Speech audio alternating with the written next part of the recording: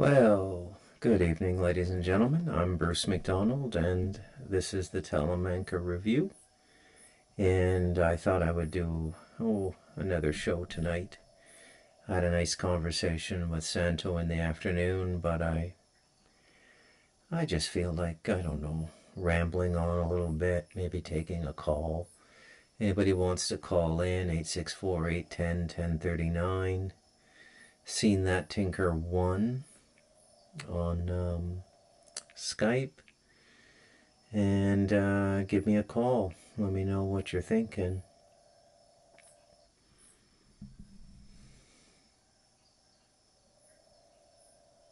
I don't know if you guys can hear, but like the microphone, the headphone goes right into the Blue Yeti microphone and it picks up stuff, but it, like, you can't imagine the sounds you hear in the rainforest sometimes. It rained today. I mean, it's been raining for like 6 weeks straight, maybe 2 months. I've lost track. It's kind of nice, you know. It's gray every day, and you have to get used to that. But it's nice to see everything get watered and everything, kind of happy. Everything's happy when the rain comes. Everything is quite happy when the rain comes. So that's nice to see. But you just hear stuff, right? Like the bullfrogs. Like I've never heard anything like it. It's like, I mean, you can some nights you can hear. It must be over 100 frogs croaking at the same time. It's like a chorus. I guess that's their mating call, and it goes out everywhere. It's like really something, man. Really something.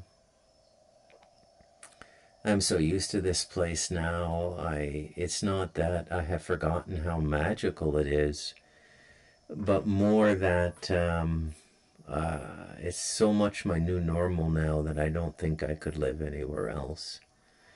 That's what it's done to me. It's spoiled me. It's ruined me.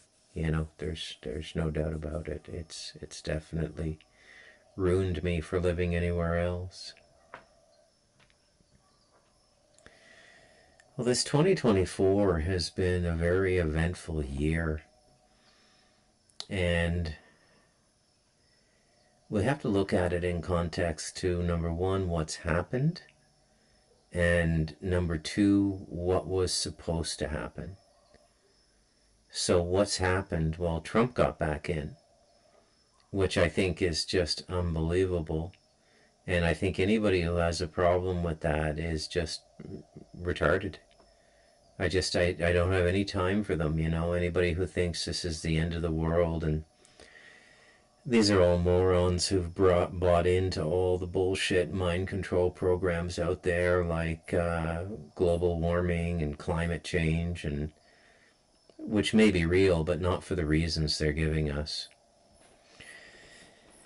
And, these poor souls have been greatly abused, and in any kind of just society there would be some form of recompense for them, but I don't think it's going to come, And there's all these damaged and confused people now who just don't understand that governments lie and governments bullshit, And, there's this idea, the hardcore conspiracy theorist, that everything is a closed loop, everything is a scam, and they're all in on it together, Bruce. Yeah, I'd say most of the time that is true, actually, but I just don't think it's true this time. There's something different about this time around. Something profoundly different about this time around. And I suppose you could make the case that it's infighting. So the elites are infighting amongst themselves now, which they haven't done for a few decades, except for minor skirmishes here and there. The people who get taken out after numerous warnings, and they don't listen. Okay, and I'm not saying that they're not valiant souls. They are in many cases. I think, when history is properly told, pretty much everybody we see as a villain today will become a hero. And that's how inverted everything is now. The first person that comes to mind from recent memory is, it's hands down, it's Muammar Gaddafi of Libya. Just whatever he was when he was a young man, and I understand he had a difficult reputation, and took him some time to find his place as a leader and become a good and responsible person. But the way he finished up was just brilliant, man. I mean, he put human populations ahead of himself. And he did a lot of good for his country and for that region of northern Africa. And he provided a bulwark for the massive amounts of immigration that's now flooding into Europe, destroying Europe. And he warned about this. And this is how you know you're onto the truth. Is that when if you are perceiving reality correctly, you can find the artifacts, you can do the forensics, and you can find everything you need to say, yeah, I was perceiving this correctly. This is exactly what I thought it was. So if you have a suspicion that the immigration program is deliberately designed to destroy Europe, and the destruction of Europe program is still going forward, and it is, then why has the destruction of America program stopped? Well, as grandiose as this sounds, I'd say it follows the Jews. And not for the reasons that they would like us to believe, which is, to quote the Bible, those who curse the Jews will be cursed, and those who bless the Jews will be blessed, because they're God's chosen people. As I've said numerous times on the Talamanca Review, God does not choose people. Now, there may be an entity, a very powerful entity, beyond physicality. There are many on the astral, and ultimately the astral has a ruler, and that ruler may switch up from time to time, because nothing on the astral is eternal either. It's not the astral plane is not an eternal realm. It has entropic principles to it. Entropy is the law of decay. Okay, so the moment you're 25 years old, your cells begin a decay process that start the death clock in your body. You have about another 55 years from 25 onwards, and you have till about 80, somewhere between 80 and 100, depending on your genetics. Okay, and this is entropy. Everything, and in the non-permanent worlds, the governing law is entropy, the law of decay, the law of diminishing returns. Okay. The astral plane has a different entropic fulcrum, meaning that the law of decay is there, but it works differently, and I think it has to do with how you project that body, the luminescence of that body. The luminescence begins to fade, and then the astral body gets recharged through the incarnations. Okay, and then you switch out the astral body every 1 to 3,000 years, and the variables that determine how long an astral body lives are beyond me at this point, but I would imagine they have something to do with the laws of the astral, just like the amount of time you have on the physical plane is determined by how well you understand the physical body and your genetics, and then how well you understand the physical body, how well you take care of it, how you rest, how you exercise, how you sleep, how you eat. All of these things determine your longevity and health, and there's a similar way of maintaining the astral body as well. But the astral body comes and goes. And when you're in a cluster of incarnations, you're going to stay very close to the groupings that you're incarnating with, and you can call that a cycle of astral life. Okay, so it may be, your, the people you're incarnating with now, your family, the people, like literally everybody who comes into your life, even in a minor way, has a karmic connection to you, and you knew each other, or you had something to resolve that was in the invisible world and brought to the visible material world. Invisible from when we're alive, but obviously when we're there, it's completely visible. And in many ways, physical, the way we experience physical life here. It's different, but it's still a physical existence, the astral. There's physical laws to it. There are limitations to what the astral body can do. So it's the science of metaphysics is absolutely fascinating. I don't spend a whole lot of time on it. I'm pretty much what you would call God dedicated, which is I want my consciousness to merge with the divine and not come out. Very difficult to do. I might not achieve it in this lifetime, but that remains my goal. And I will pick it up in the next lifetime, because once you get locked onto this goal, it doesn't go away. And the thing about when you start to live spiritually is you start to carry things forward.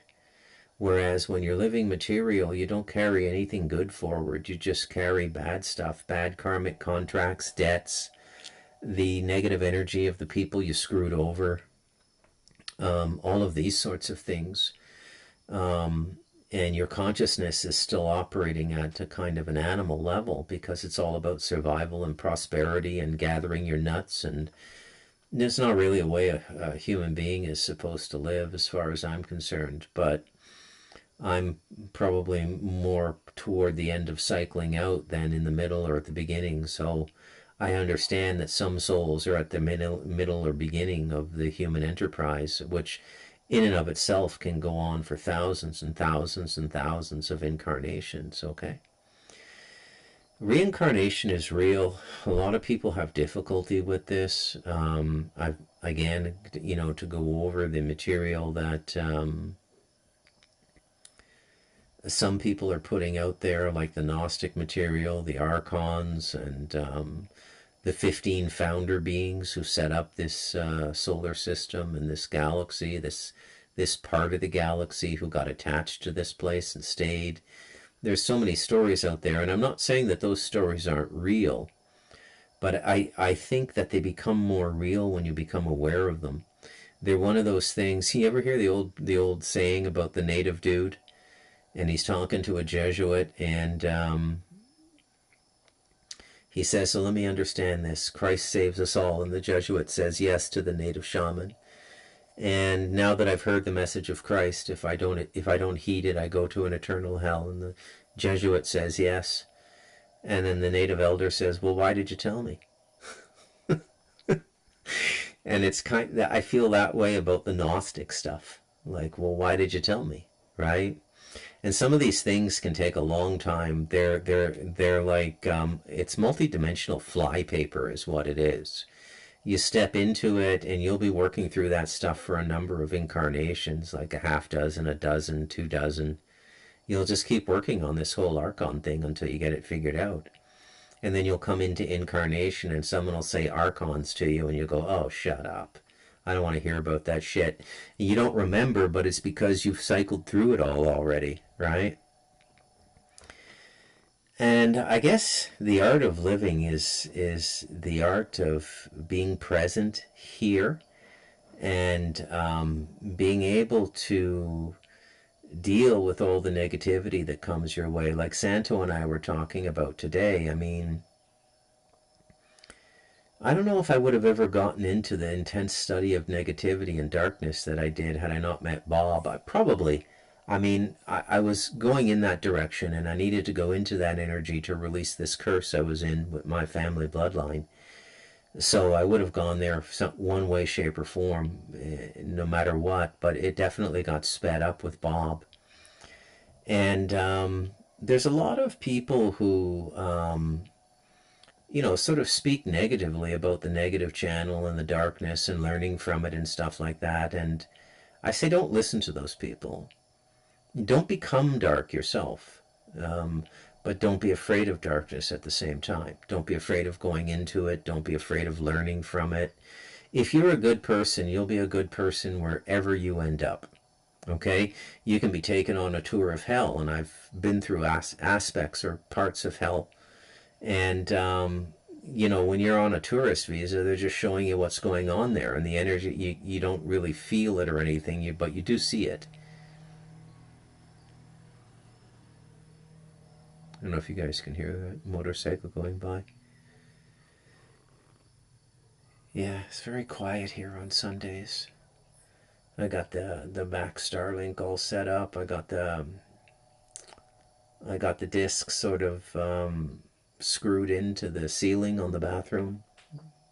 A screw is called a tornillo in Spanish, and I usually get one of my nephews or somebody to go up and do that. You know, somebody under 130 pounds, because you don't want anybody falling right through the zinc roof, right? It's not that strong. It's fine for the tropics.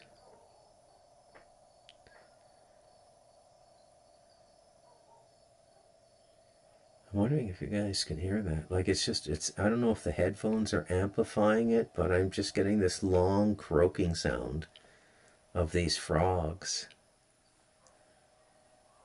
You know, they say that frogs are one of the things that are going away due to the toxicity of the environment. And definitely, you know, I remember growing up, there were frogs everywhere, especially certain seasons, you know, when the summer started and everything. You could see the tadpoles and you could see the frogs. There were frogs everywhere and nature everywhere. And then as I got older, I started to notice, yeah, there's less and less frogs. But in the rainforest, no, it's exact opposite, man. I mean, there's so many frogs and toads here. It's unbelievable. I've never seen anything like it in my life, especially the toads. When it gets wet and they come out at night and you're walking around with a flashlight, I mean, between the back house, which I'm in now, and the front house, which is only like 25, 30 meters to get between the two houses, and you walk, there's a little concrete path. We laid some concrete and made a path so you don't get muddy going between the back house and the front house. And I mean, you could easily count 20, 25 toads. I mean, they're literally everywhere. The few times on rainy nights where I've tried to walk back without a flashlight, I step on a toad, and it's just like you lift your foot right away. It's a bit dangerous because you can slip at night and stuff. So all these toads, man, but not so many snakes. Just the toads is what I see. Anyways, let's see if I can meld the material and the spiritual here, and switch over to politics. You know, I have to be honest. The truth is, I really don't care that much, and it's not because I'm above it or detached, or although I am detached from it to a certain extent. But the life I've cultivated is such that, look, my life would not change that much whether the Chinese Communist Party was running the world or the American Empire, Black Illuminati, or whatever the hell they are. You know, at my level of life, where you've got everything you need, you've got a little place to live, you've got some food around you, I get my milk, my cheese, a lot of my vegetables up here.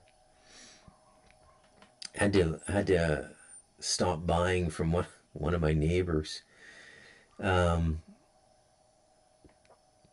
because I don't know, I saw his son around the back of the house a few times, and I think he was getting ready to try and rob.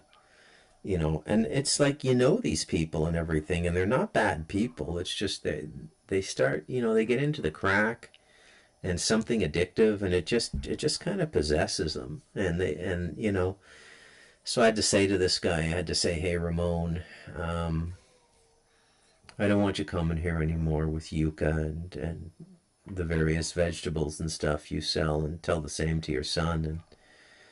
And then after about 2 weeks, he came by with his son and asked, you know, is it okay if we start selling stuff to you again? And my wife said yes, okay, but you got to send that message out, right? Like, I don't want to get $1,000 computer stolen, and he's going to sell it for $20 because he's an idiot, right? And that's the thing about getting ripped off by a crackhead, is it's just like you almost wish, like, oh man, just bring it back. I'll give you the $20. It's $1,000 computer. What are you gonna do? Life up in the mountains. But even the bad people up here, I kind of love, because I don't know. It's very easy to love people here. It's, I don't know. It's just people. There's a heart centeredness here that I don't see it anywhere else. Um, just here. And it becomes very, very easy to love people. And that's something I'm very grateful for, because I wanted to learn more about how to love people, how to care for people. It doesn't mean that my wife's really good at it, which is why she's the boss of the mountain, because she's the very best at loving people. She's like one of the best human beings I've ever seen in my life for loving other human beings, no matter what their station in life is. It's got nothing to do with what she gets out of the relationship, and it's all about maintaining a peaceful community. It's very interesting to have the opportunity to see this, to watch a community of a couple hundred people that's, I mean, it's pretty much run by women. I mean, the women run the reserve too.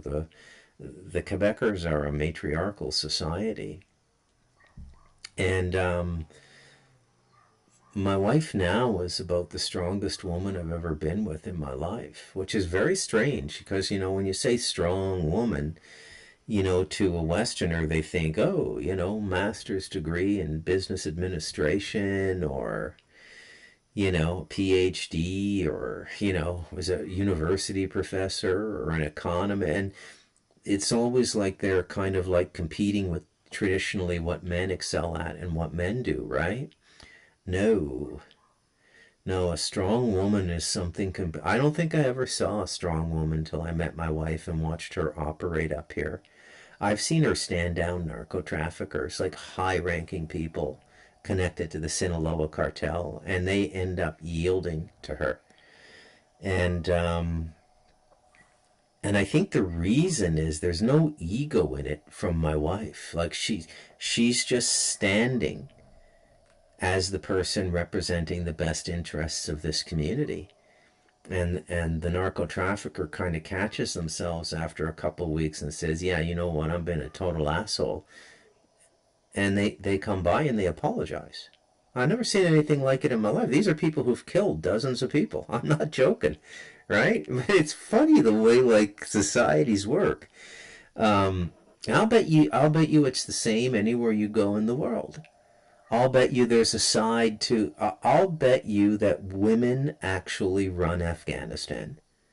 All this shit we've heard about the toxic masculinity and the Taliban warriors and women have to do this and that. I'll bet you if you were to go there and live for a couple years and see the day by day, you'd go, oh my God, women run this society. It's one of the great secrets of the world, female power. And it's always where you'd least expect it. And I think, now this is just my opinion, and you're free to write in the comments, Bruce, I don't agree, and that's fine, you don't have to agree with everything I say.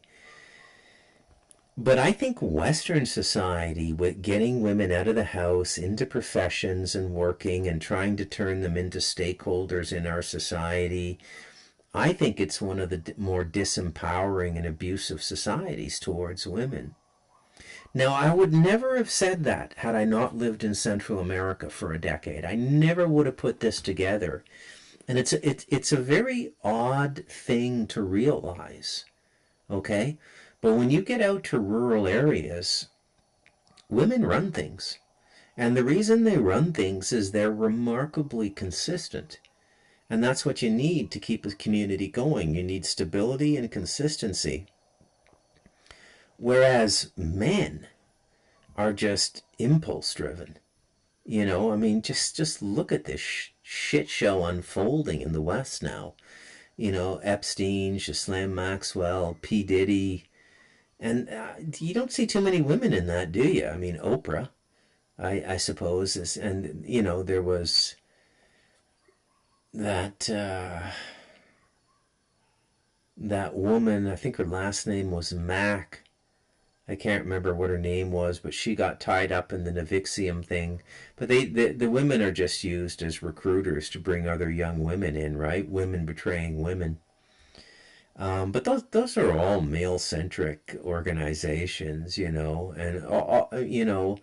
of the compromised people are male. I mean, I don't think there were too many women flying to Epstein Island, you know. It's all men, and I don't want you to think I'm going all woke here. And I like being a man. Um, and I think a well-grounded man, especially a spiritually centered man, a man looking for God and honestly working toward it, is a really good thing. But there just aren't that many men like that, right? There aren't. So another thing I want to talk about tonight is what I would call the road home. And in a perfect world, I might have actually titled the podcast The Road Home. But how we get out of the mess we're in and how we get back to a more balanced society and a more stable society. Well, number one, I think women are going to play a huge role in it. And I think other races are going to play a huge role in it. I'm going to say something now you're going to find really weird, and this is purely intuitive. Purely intuitive. Meaning I have no rational, reason-based reason for saying what I'm about to tell you. I think we are on the cusp of a black renaissance.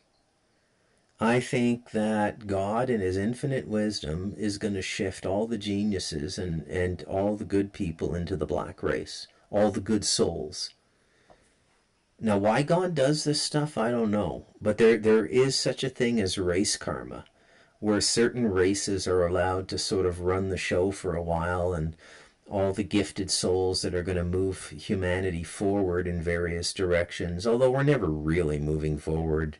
Life down here is just spinning wheels in the mud. We've been this far and further before, technologically, and not just Atlantis. Like I said, read the Galactic Historian. It is an eye-opener of a book. And will completely change your notion of this idea that there's a manifest destiny to be human and we're going somewhere. We are, as individual souls, we're going out of the body and not coming back. But as a culture, as a people, we're not really going anywhere. We may get into space if the other races allow it, but we're such a toxic race. I'm not sure they want us out there in space. We're really, yeah, we're like the foster home of this galaxy, the Milky Way galaxy. Earth is like a home for delinquent children at a spiritual level. And again, I know I'm feeding into the whole Gnostic thing and all this bullshit, and that's not it really, but it has to do with the intense vibration here. And this is a very intense material vibration. There are other material existences where you can come into incarnation, but they're not as dense here. Your access to the other side, things like prophetic dreaming, and you can live your whole life with an intermittent connection with the other side. Whereas in this human life on Terra, on Earth, you can really feel cut off.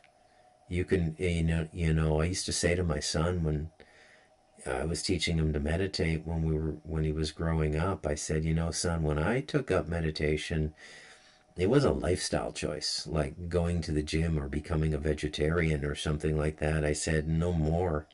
It's a martial art now, and you should be meditating.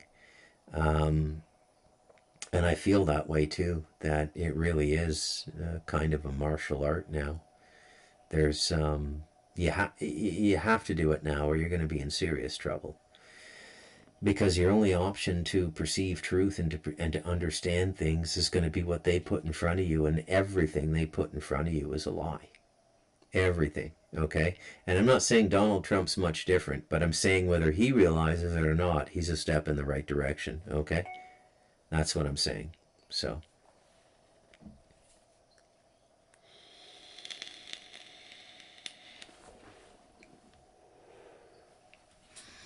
So the road home is where we get back to being a balanced race and a balanced species,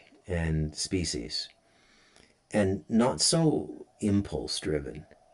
And we are profoundly impulse driven people.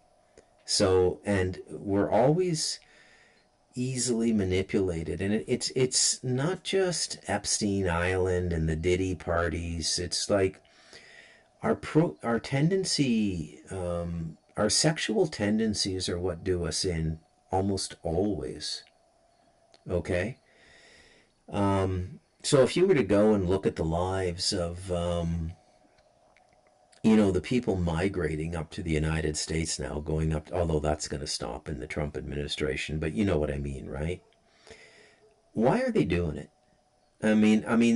Aside from the people who might be plants and might be part of an incursion, might be Chinese spies, might be an advance guard for the Chinese military, which is entirely possible. I'm not saying that's the case, but there's no way I can deny that that is not a possibility. Not only is it a possibility, it's a distinct possibility. So that could be going on, but amongst those unfortunate multitudes are people really looking for something, okay? And I know because I've spoken to them. My Nicaraguan brothers who cut my abaca, they knew a lot about it because one of the smuggling routes begins in Nicaragua. You can start in almost any country, right? The level of organization to this is mind-boggling, and it involves the United Nations. It involves a number of non-governmental organizations, the Catholic Family Services, the Jewish Family Services, and big Hebrew footprint on the migration, which would be in line with their prophecies, right? So our societies have to decline. How do you do that? Well, you throw a bunch of dead weight into those societies. And I'm not trying to cast aspersions on people coming from Central or South America or Africa by way of Central or South America, as is the case with many of these immigrants. But at the same time, you do have to be realistic about these things, right? I mean, these people have no education. They're not going to be able to do too much in our societies. You know, parking lot attendant, maybe if they can get a license, or fruit picker. But it's not like they're going to be franchising Pizza Huts or something, or McDonald's or Home Hardwares or something like that. So what do I mean when I say the procreative impulse is a big director? Well, men think that if they can gain more prosperity, they can gain a better wife, and they can have more kids. And although if you were to sit down and say this to a man, they would go, "No, I never think about those things." But behind all of that, is this impulse, which is very much about procreating. I'd say the vast majority of what men do is, and women for that matter, is about procreating. There's absolutely no doubt about it. And this is why people do what they do, you know? So they want to get up there, they want to have a better life, they want to have more money.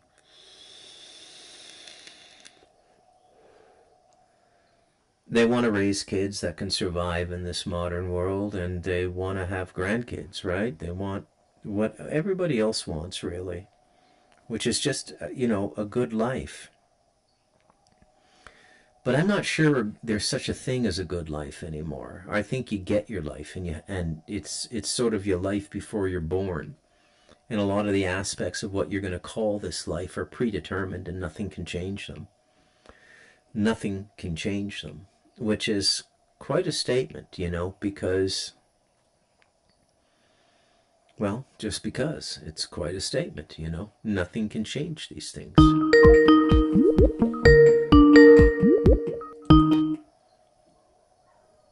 Hello? Hi, Bruce. Yeah, you're on the air. Do you know that Oh, you're calling great. in, right? Oh, yes. I was so glad you were taking calls today because usually I watch when you're not live. Why do I So know thank why do I you. know the area code 801? Why is that so familiar to me? It's Salt Lake City. Oh, Utah. Are you a Mormon? Yeah. No, like luckily no, although my family was. Okay. But I just been listening to a lot of your talks and I had been messaging you on Discord, so you gave me some of your books recently, What's which is your so what's kind your of you. what's your Kate Discord? Kate Dis Grow Love, Kate Cook. Oh, yeah, yeah, yeah, yeah. Hi, nice to meet you. Yeah. So Thanks for nice calling to meet in. you and just Thank you, because I've just been like devouring your work since I found you quite recently. Oh, that's one person And on the there's planet. just, Thank you. no, but I swear, like, there's so many synchronicities coming to mind. Often you say things that I've been thinking about myself and maybe couldn't articulate in the way you do. Yep. And Oh, hold and on a sec. then, Hold on. you've been, Hold on one sec here. I gotta. I was wondering what's going on here, but I got you coming through the Bluetooth speaker, so the people are hearing you with an echo. I gotta fix this. Hang on a sec. Um, Speak. okay. Oh yeah, So you're how's perfect. that? Yeah, you're perfect now. Yeah, sorry about that, folks. I am the worst Well, self-produced podcast on the internet, no doubt. oh no, it's hard. It's hard to do. I just started doing some of my own, Yeah. and just trying to get out there, Yep. and I appreciate your whole take on things, How so? particularly just being authentic and, just talking off the cuff. And if you have 10 people watching, like, whatever, that's not the point. It's sort of a catharsis for me, Very kind of when you I to do my say. I podcast. do. I do appreciate this very much, actually, because I do. I wonder sometimes. Like, am I making a difference? But I know from the people I do connect with that, yeah, there's no doubt in my mind that I am making a difference. I don't know about the podcast so much, but the books are very powerful. I know because I know how long it takes to write them. I know how much energy I put into them. And that energy's real. It's like a dowry I'm giving to other people. It's not so much the words, but Hmm. it's the energy required to produce these stories like The Light of Darkness and The Devil in Us and even Stardust Ranch to a lesser extent, yeah.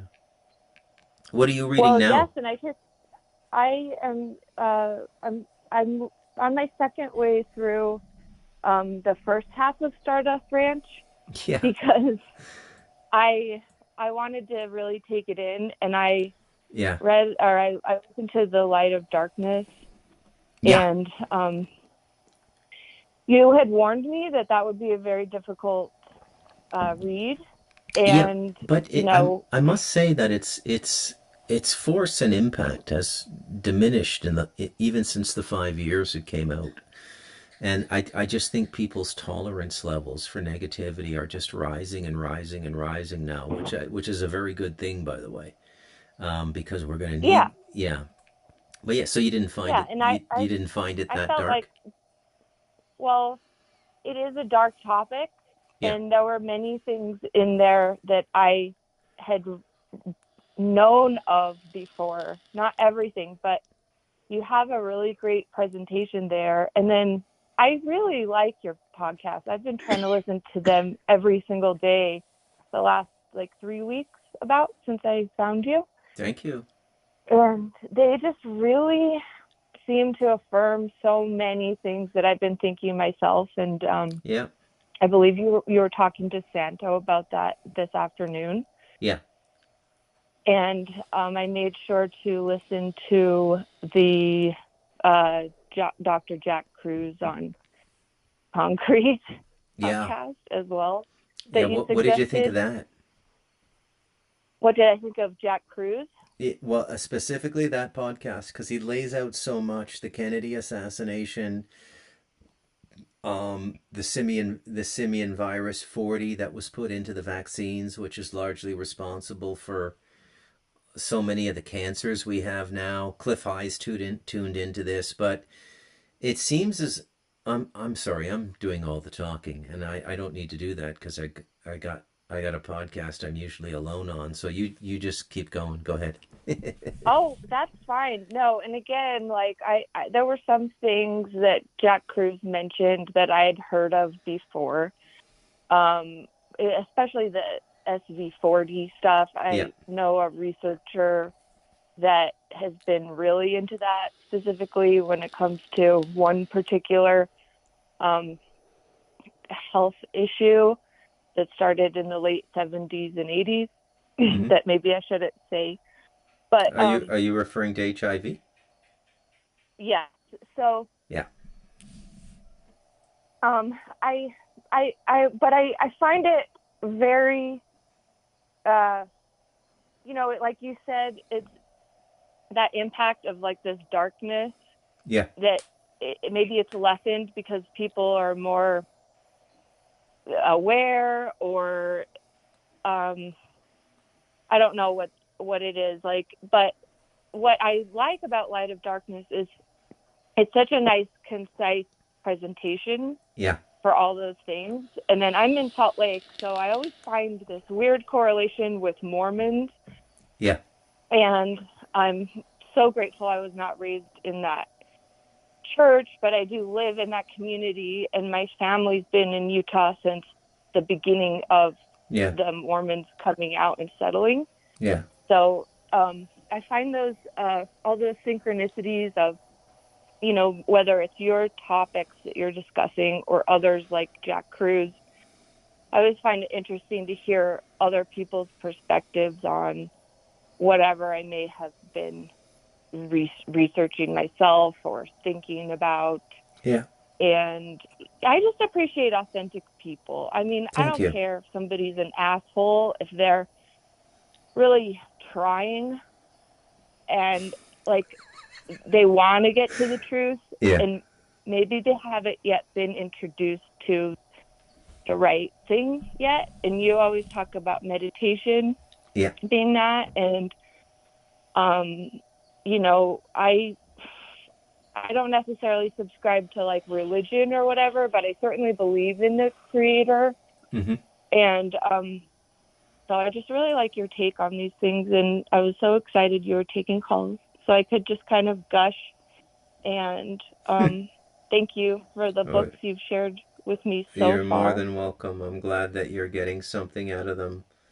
Um, Oh yeah, but the podcast too, you're just really awesome. You cover such a broad scope, and it just sounds like you have this idyllic place, and in where you've made the efforts to move to your mountain. And yeah, I I agree got with really you. lucky. I I think I was guided, Yeah, but yeah, I definitely think I was guided. But this is a magical place. It really is. yeah. Yeah. And I wonder too, because my kids are still pretty young, and I wonder if, like, because I agree with you, like maybe if we're in cities and suburbia, we're just totally screwed. Yeah. But I mean, my self-preservation kicks in, and I think, well, I have no means to move my kids to the jungle, so Yeah. if I'm stuck here, I'm gonna still uh, just try and do my best, and Yeah. so but I'm encouraged that you've been able to make those efforts yourself. It proves that it's possible, Yeah. and maybe we can be guided to those things, and we don't have to So intellectualize it or yeah. worry. So the principle is autonomy. And it doesn't have to Ah, be it doesn't have to be a literal replication of what I did in terms of leaving the geography of North America. You can find a greater autonomy right where you are. You can do a garden in the backyard. If the city ordinances allow it, you can have a chicken coop. There's still stuff you can do, right? It's right. start to prepare more of your own food, start to buy things in bulk, like make your bread, stop buying bread, make bread, it's easy. There's so many things you can do, and everything you do for yourself will be better than the way they're doing it for you. So your bread will be more nutritious and it'll be infused with love because you're making it and you're making it for your children and they're in your heart when you're kneading the dough and you're baking it and everything.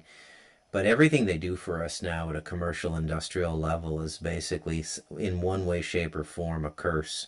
Now, I'm not trying to be dramatic, but it really, when you take a close look at corporate food production and more specifically factory farming, they're literally trying to put the most negative and toxic things. And into you that they possibly can. And I don't just mean at the nutritional level.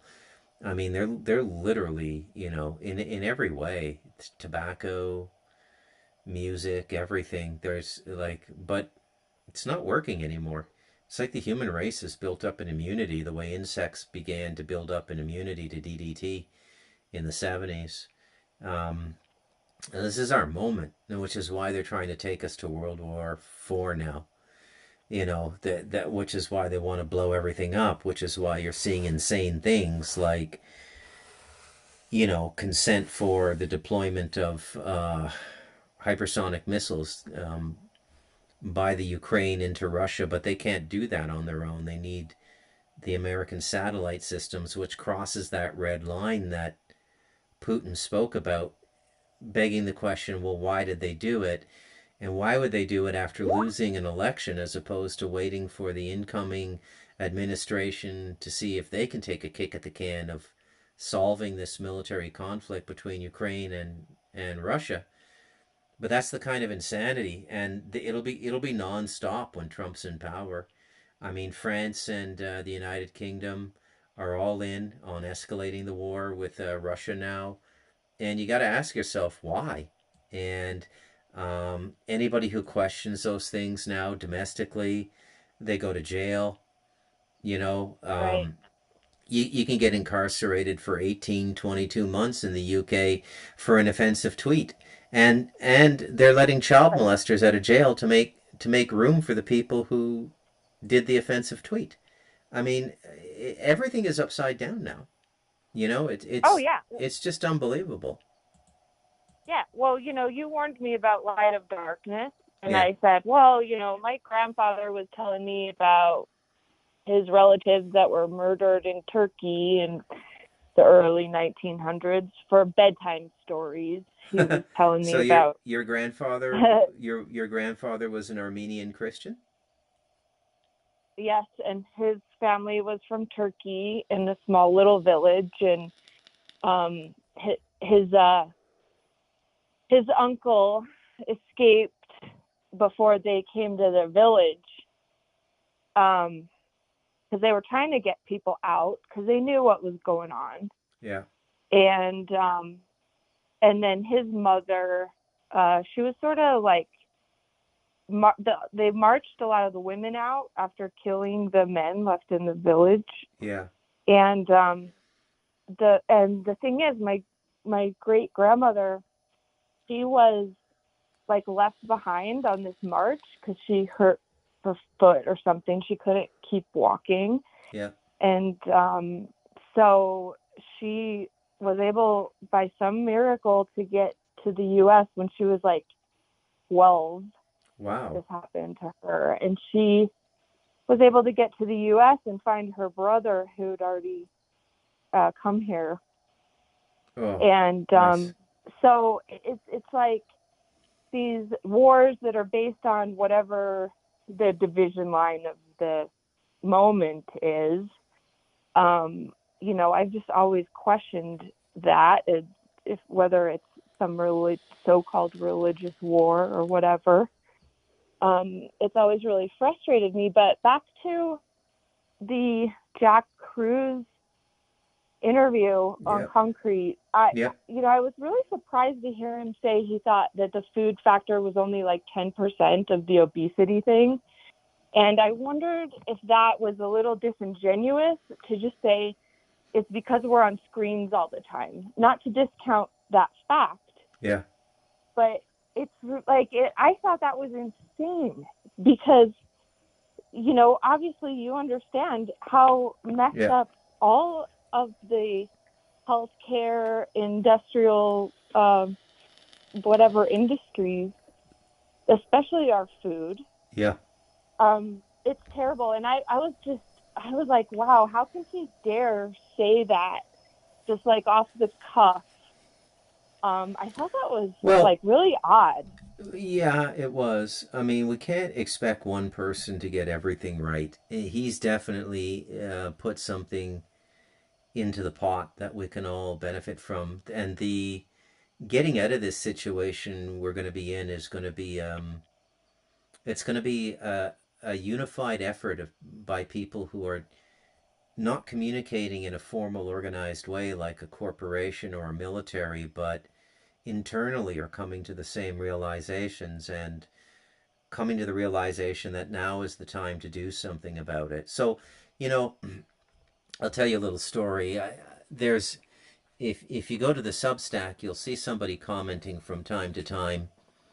Her name is Tammy, and Tammy is a wonderful Serbian woman I worked with in 2005. She's also a technical writer, and we worked at a software company in Toronto together. And you know, she started listening to my podcast, and here we are, 19 years later, and you know, she's going, "Oh my God, I can't believe how much you've learned."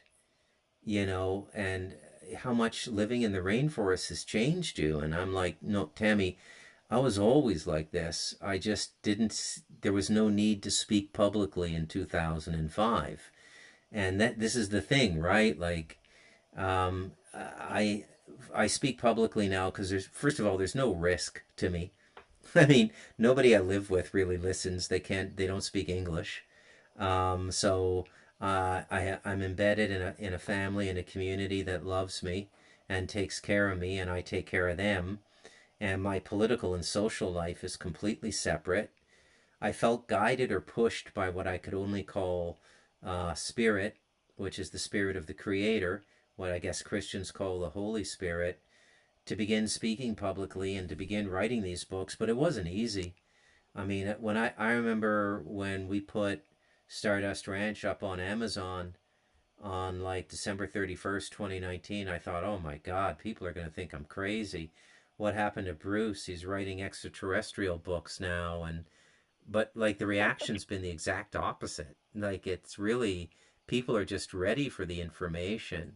But I've always known these things. I'm not a UFO guy, but I've had numerous engagements with unidentified flying objects, and I've been contacted by extraterrestrial races in meditation. It happens. It's just like, so it happens, but like there's not really any need to speak about it. But now is the time to speak about it because all of these things are coming to a head now. So that's why I do the podcast. And quite frankly, it's a wonderful hobby up here to keep me busy and stuff. And I've met so many wonderful people like yourself. I've met so many wonderful people. You want to hear something really kind of weird? I I have a profound resonance amongst. I got to choose my word correctly because I was chastised for this. I have a profound resonance amongst elders, like people over 75, 80. A lot of seniors listen to the Talamanca Review. Isn't that the weirdest thing you ever heard? I mean, I I heard you talking about that with Santo yeah, on one of those older shows, I think. And no, I think that's great. And I sort of have that too. Like I just turned 40, but I really whittled down to like very few close friends. yeah, And and I tend to really relate more with like older women than, women my age. yeah. And then I used to work in sports broadcast production. So when the ESPN? whole thing went down, yeah, I worked for all these networks that would come to Salt Lake. And Wow. What and was your and then in production on air or like what did you do? I was called a stage manager, so I would sort of babysit the announcers and be out on the floor and be a hand to Yeah, the broader production side, like kind of cool. wrangling the crew and everything. Yeah, yeah, And we were all required to get those things to keep working, yeah, and I didn't want to do it, so I lost, a 20-year career. And but I was like, I felt very fortunate to have sort of an intuition yeah, to just let it go. And it was hard because I lost so many of my connections to yeah, people. yeah. And I would work for so many people throughout the years.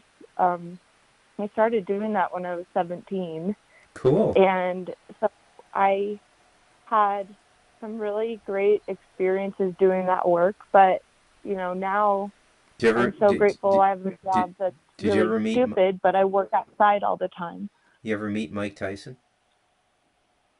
I never met Mike Tyson, but I worked a lot of basketball, Oh, okay. so Yeah. I met a lot of basketball people and Nice. um uh worked some other sports besides basketball, but Hmm. mostly NBA for the Utah Jazz. Oh, But that's so cool. I'd Yeah. work I'd worked for every team that came to Salt Lake to play the Jazz. So Yeah. I worked for the whole league. I would be on their Yeah. uh, visit team broadcast shows, Hmm. and it was cool because I kind of learned how to figure out how to just get a job done without, you don't have to get along with people. You just have to get the job done. Like Yeah. personalities might clash, but I was really good at like just figuring out how to make it work. And Yeah. I thought it was really sad that people couldn't really afford to not stay in their industry. They couldn't Yeah. just make a stand. Yeah. And then a lot of them, they didn't even want to. They didn't. It didn't even cross their mind. They just went along with it. So I really relate to your ideal of autonomy and just whatever Well, you'll get there. But you're doing. And I would not have left at I couldn't leave at 40. I was tied down being a single dad. I mean, I wasn't yeah, primary residence or anything, but I really was, I could not leave my son behind. And then as soon as he was done right, high school, I said, "Come on, we're going to build some earth bag houses in Costa Rica." And that was, so the timing kind of worked out well for me, but you'll get there, I promise you. Once you start dreaming about it, once the kids are grown up and they're off to college and doing their own thing, you'll probably move out of Salt Lake City or wherever you are in Utah, and you'll find something more agreeable to you, and it may very well be within the continental United States, which is a very fine country, and you just got to find the right place. I think basically I'll just go over the basics again. You want to have your own water supply. You want untreated water, okay? So get off the fluoride. Although I think JFK RFK Jr. is going to get the fluoride out of the water anyways, but have your own water supply and just a little place where you can have a greenhouse and grow food all year round, a chicken coop, and minimize your bills, and either build it or buy it in a place that is what I call wretched zoning. Wretched zoning is a place nobody else wants, okay? So the actual designation of the place I live is wild. So they have commercial, residential, like all the land zones are the same in Costa Rica as they are in North America, and then they have this wild. Okay, so yeah, you can go there, do whatever you want, nobody cares. Like you're in the middle of nowhere, and that it's like I think this is one of the great inversions of our time is people are going to begin finding tremendous value in things that, as defined by the monetary system, are valueless, but they actually right, hold the greatest value. I got to wrap it up tonight. That's been an hour. I want to thank you for sure. calling in Thank because you. I think everybody's just afraid of me. I don't know if it's because I swear once in a while or I don't know, but I'm very very approachable and very sociable. So Yeah, I appreciate you so much. Thank you. you're very welcome. I appreciate you buying the books or reading the books, listening to the books, and tuning in. Thank you very much for calling. Thanks again. Have a great night. You too. Bye bye. Bye. Well, there we go, ladies and gentlemen. A caller to the Talamanca Review from Salt Lake City, no less. And I think we'll end it there tonight. This has been a great. I'm glad I came back on after doing the show with Santo. This has been a lot of fun. I'm going to go up front and do some kung fu now, do some qigong. And we'll see you folks again tomorrow night. I'm Bruce McDonald, and